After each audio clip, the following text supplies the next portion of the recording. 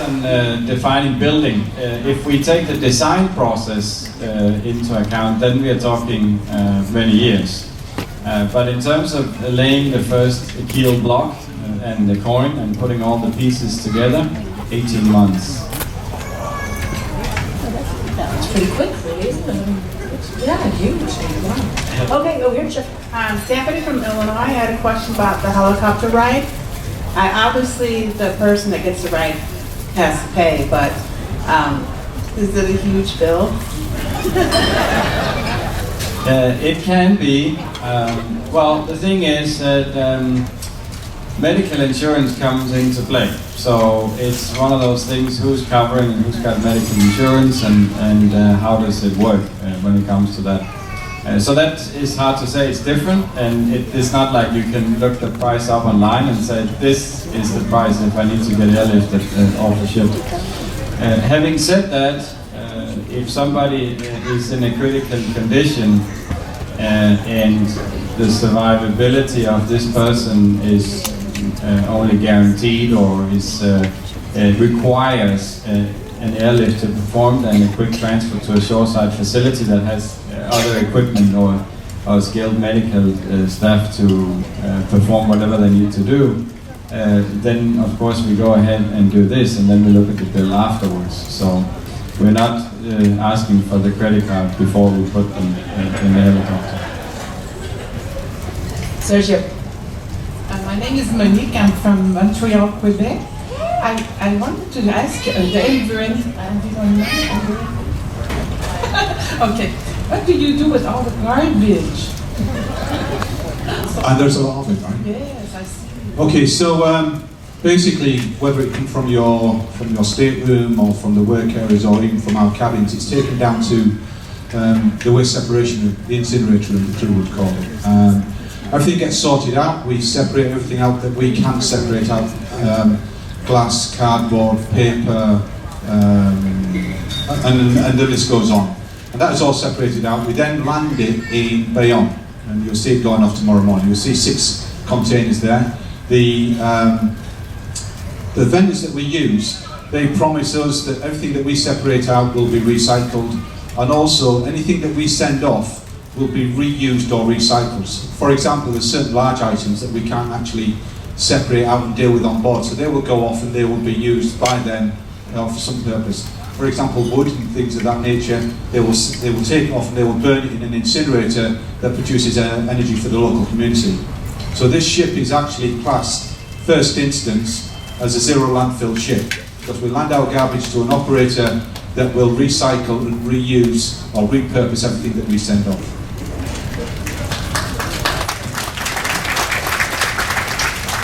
Very busy behind the scenes. Jeffrey. Nancy from Fayetteville, Arkansas. The designated driver, is it required to be military, to be a captain? No, that's not a requirement for commercial ships. There's something called STCW, it's a standardization for certification of watchkeeping officers, and it also goes for engineers, that ensures, no matter where you're from in the world, that you have, there's an assurance that your qualification meets international requirements. So it's all about which license you have in terms of which position you can hold. In terms of getting a license in the first place, you need a commercial license to drive a ship like this, to be a captain of any commercial ship really. And it depends on the size, it depends on its itinerary and deployment in terms of exactly what license you need.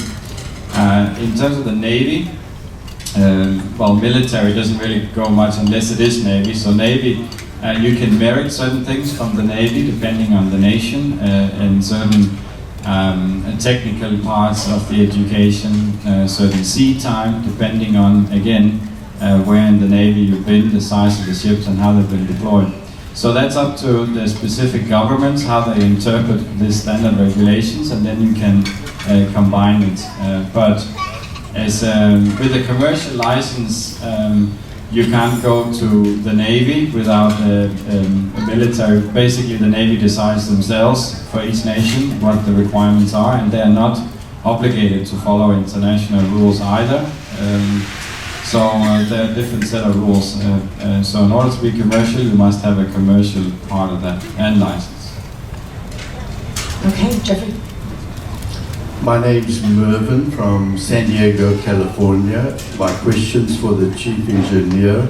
I'd like to know what fuels the ship and what quantity of fuel you take on board at each port.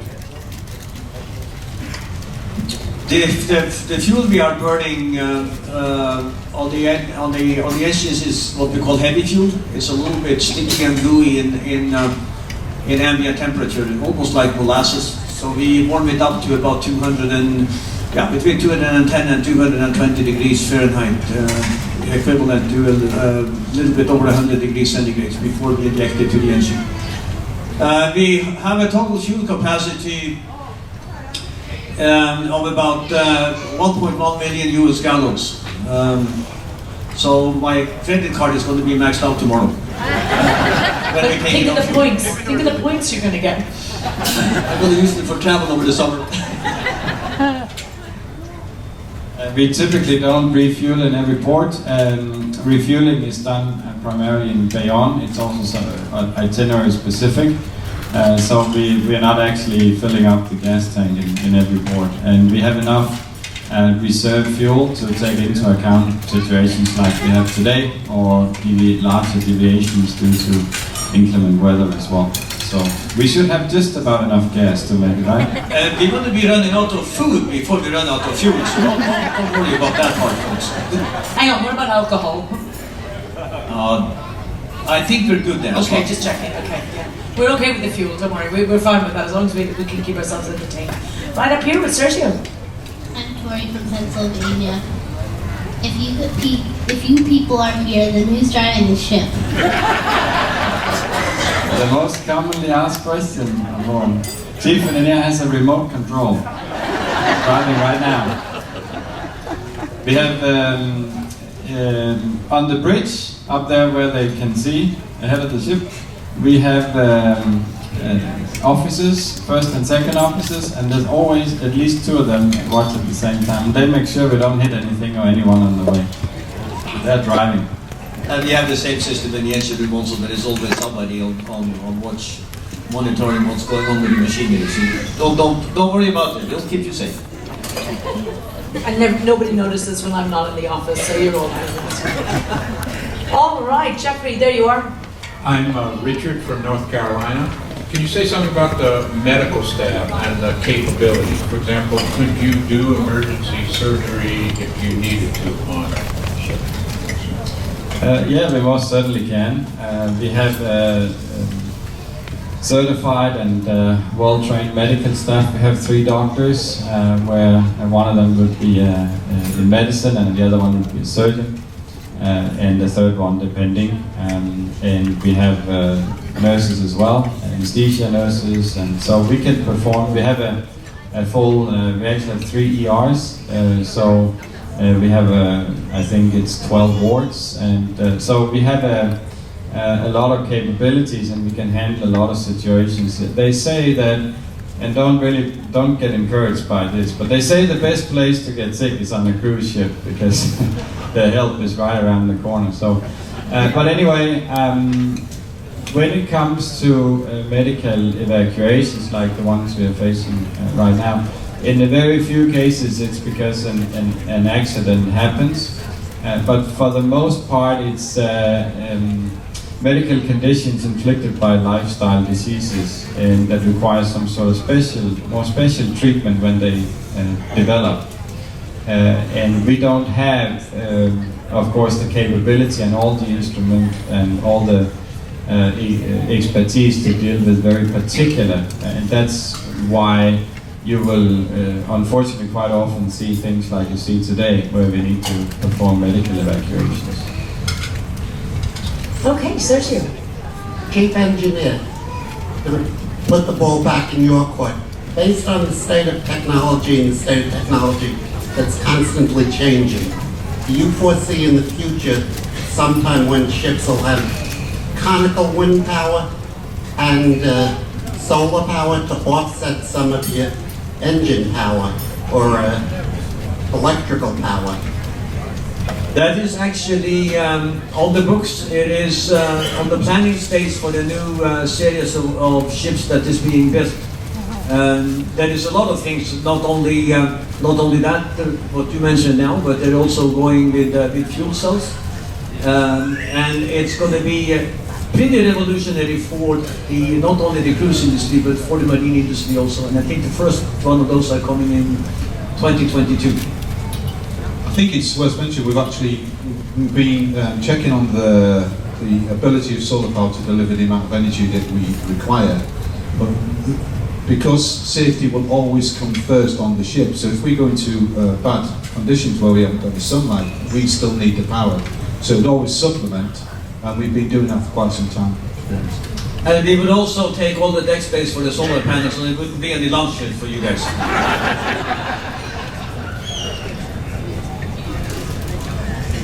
My name is Karen, and I'm from Albany, New York. I was going to ask the same thing. What are, you just said that they were fuel cells for us that are sort of ignorant of what that means. Is it solar power, or is it, something about, batteries? Flo said something about natural gas. That is slightly different. And the natural gas operated engine is just that you, instead of giving them liquid fuel, you feed it natural gas instead, and it operates the same way. The fuel cell is a little bit more complicated. So I don't want to get too technical, but it is a combination of the gas loop and the steam loop and various. It's a big battery. It is. It's a big battery. And we have to plug it in. Plug them in? Yeah, every night, plug it in. But it's correct. It's a big battery that you will charge. Yes, it is. Sergio. Yeah, there's been an argument about flat Earth and round Earth. I'd like to ask each one of you, what do you believe, the Earth is round or flat? I'll take that one. Okay, good. I don't think it's a nautical question. Yeah, I feel it's more a triangle. You are Irish. Oh, yeah. John, you better take that. Let me put it this way: if the world is flat, we got a serious problem, and I need to go right now and rethink the whole navigation side of things. Was there a guy going up in a rocket or something and to verify whether or not the Earth was flat or round, and the rocket failed and he fell down and he hurt himself very badly? So that was just a few weeks ago. I saw that on the news. Oh, I thought it was a movie you just watched. So you went up there, what? Went up in a rocket? Just have a look. Yes, he went up in a rocket because he was convinced that the world actually is flat. He was drunk. He's Irish. Yeah.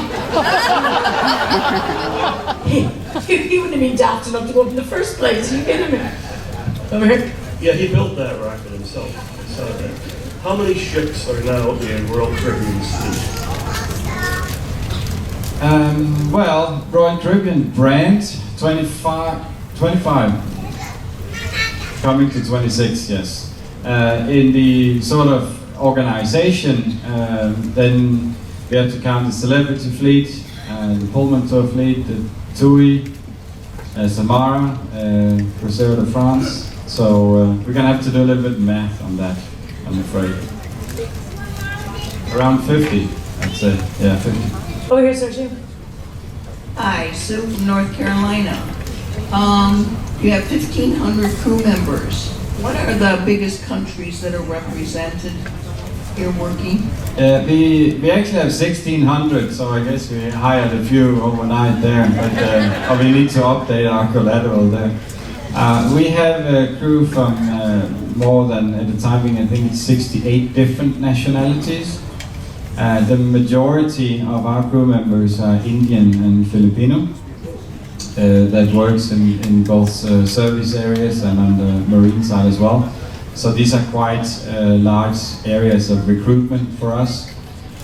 We need a lot of people, and we are hiring and promoting a lot of people all the time. So these areas where we have a high demand for hiring, we also have hiring offices hospitality schools before they get to the ship, and so that's all in development. And so all the way from, I think, I can't remember the top of my head, but I think we have about 470 something of our crew is Indian, out of the 1600, and all the way to the other end from Denmark there's only one, and that's me. So and it's somewhere in between there.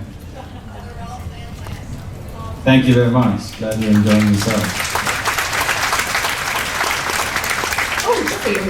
Hi, my name is Art Delaney from Huntington, New York. This is for the captain. Do you have autopilots and collision avoidance systems for anything that you can see? But what happens when you have a rogue wave? What alerts you? Yeah, in terms of a rogue wave, I mean, as you're probably aware, a rogue wave cannot be accurately predicted.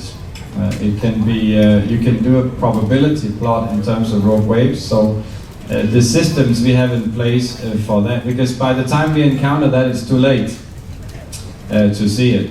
So what we have in place, we have a very advanced meteorological organization and systems. And they calculate in the winter time, whenever there is an increased probability, they calculate a probability risk of an area, and then we avoid that area altogether. So that's how we deal with that. That's something that we have gotten a lot smarter with over recent years. Weather is changing on a global scale. That's very obvious if you're a mariner. So whether, we don't want to go into a conversation of global warming, but there is definitely a very significant change in the weather pattern year over year. So that means we need to hire more experts, we need to do more analysis and produce and compute and analyze more data to make sure we have a really good picture of what is ahead of us, so we avoid the areas in the first place. On the ship itself, we don't have a capability of detecting them long enough in advance to do anything about it. So therefore we stay away from the areas altogether. The probability is high. Jeffrey? Yep, I have one here. Yes, good afternoon. Alfred Goodender from New York. How do we deal with, how do you deal with pirate ships or pirates that are out there?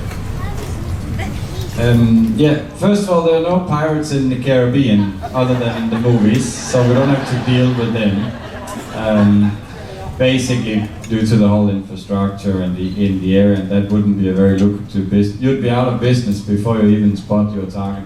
But there are certain parts of the world which probably you're thinking of, such as the Gulf of Aden, Somali Basin. Traditionally, there's been a lot of piracy throughout the years, and on the African coast as well. So when and if we have ships that transit those areas where there is a certain probability or risk of encountering pirates, then we apply a lot of extra security measures. And for good reason, I can't really provide you the details with what those security measures are. They wouldn't really be they would be on Facebook in about 3 minutes from now. But we do acquire both personnel, equipment, and other things that can very, very effectively deal with any such threat if it arises. Okay, well, we've got time for a couple more, so they're a good crowd today, Captain. Yeah, the weather outside is good as well, which has been lovely. Okay, raise your hands if we've got a couple more good questions out there. Nice crowd, yeah. Okay, I think it's the first time we run out of questions. I know. Right. Okay, so if you could sing. There's one. Oh, we got one. Yeah. That's good because the captain normally has to sing at this time when. Yeah, so it's better for everybody if you have some questions. Get the guitar. Get the guitar. Zach from Syracuse, New York. I'm sure this has been questioned before in other audiences. Human waste, is that separated on board? How does that work? Ooh, sweet. Oh, we love chatting about that. That's great. It's my favourite That's topic. John's favourite topic, yeah. Really? You had to come in with that one at the end? Really? You know, we wanted something about engines and he wants poop, John. Go. Okay, so wastewater. So On board we have two different types of wastewater. We have what we call grey water, which is normal domestic wastewater, which comes from your sinks, your showers, the galleys, the laundry, and places like that. And then you have black water, which is the nautical term for sewage. In addition to that, we lump in anything from the medical facility for obvious reasons, maybe blood and other items in there. So we have the grey and the black water. We take them downstairs, and we have what we call the advanced wastewater purification system. We add the black and the grey water together. We mix them in a mixing tank, about 10 parts of grey to 1 part black. We mix them up, we then put them through a filter that bacteria cannot eat. And we filter out anything that bacteria cannot eat. We then put it into our bioreactor. The bioreactor is 5 huge tanks. They're about 20 feet across, they're 2 decks high, and in there we've got the living bacteria, and it eats all of the caca. Okay? So it takes about 8 hours to go through the 5 tanks, and at the end of that you've got still a dirty looking water, but what that is, it's all been processed, all the waste has been processed by the bacteria. Everything that they eat will excrete to waste, and what you're looking at then is the bacterial waste. But a chemical called a flocculant, that gathers all the particles together and it makes them float. In our flotation unit, we scrape all of that off, and that goes into the biosludge tank. It is dried and burned with our food waste, our solid food waste, our waste food solids. That is burned, and what you have left is actually 9 days out of 10 you have a water left that is as clear as Evian water. And I check it every single morning. I'm checking for chlorine, I'm checking suspended solids, I'm checking the pH. Shall I stop now? It's the one we bottle and sell in the shops. But yeah, so you know, it's we're very, very advanced in everything that we do, all of our waste, etc. And we discharge clean water. So at the end of that sewage process, there is clean water and there is ash. Did you get all that? There will be a test now. Somebody wants to talk about that? Yes, guess who has to have to do the maintenance of the darn thing? I've never heard anyone so passionate about poo. I mean, honestly, that was, you know, you're like a new mom when you're like, okay, look, they come in the toilet, look. You're sorry you asked now, aren't you? Yeah. Phone them later with more information. Okay, over here. Carlos, Montreal, Canada. What powers the iFly? The poop. No. We recycle, remember? There are 2 huge electric motors sitting up on one on each side of the tunnel, running the fan and blowing the air around it. It's a closed loop actually, so it's electric power that drives it. If you don't rise at all, it's diet time. I found that out the hard way. They needed 4 machines on me. Okay. You take a run in the iFly, make sure they put the lid on top so you don't fly out. It only happened once. So Hugh, do you ready? We've got still. Oh, right. Well done over there. Hi, I'm Richard from England. A bit of a geeky question. So, 2020, I understand the fuel standards are changing. You can't use heavy fuel oil anymore, especially with high sulfur content. Are you going to switch to marine diesel, and is that going to bump up the cost a lot of fuel, and will that increase everyone's cruise costs? There won't be enough diesel oil on the planet to fuel everybody in 2020, so we still will be running on heavy fuel. But we can do that because we have a scrubber system, which is, in simple terms, a cleaning process of the exhaust gases before we send it up to the burst. So we will be allowed to run on heavy fuel, but diesel probably going to be hard to find and very costly. But when we say we've got scrubbers on board, Richard, I don't want you to think it's that kind of ship, okay? It's actually equipment, so just so you are aware. Okay, wow, they are a great crowd. All right then. Well, I think you gentlemen have to go back to work, don't you? Well, you do, Captain. You've an early morning start getting this back into bed. By the way, how many, I have a sneaky feeling that every guest in the room right now really does not want to head home. I think they want to stay on board and go a little bit longer, yeah? Yeah? He's got the power. He can turn us around. No pressure. Okay, well, let's just keep going. Let's just keep going until we run out of Final food. question we have right here, I suppose. Hey, Denise, sorry. How much fuel does it take to do approximately 100 nautical miles on one of these ships if you're going the regular speed, not having to go faster to get somewhere? Slow speed. Okay, 18 and a half knots for an hour. Has anyone got a calculator? 5 hours. 5 hours. We're What's the talking. fuel consumption? 5 hours and one big, one small. 27 gallons. He's calculating. About 5,000 gallons. So this is not a Toyota hybrid. Ladies and gentlemen, they are some of the best officers to sail with on the high seas. Please give it up for your chief engineer, your environmental officer, and the man at the top of the train. Yes, indeed. Your captain and master of the vessel, Captain Henrik.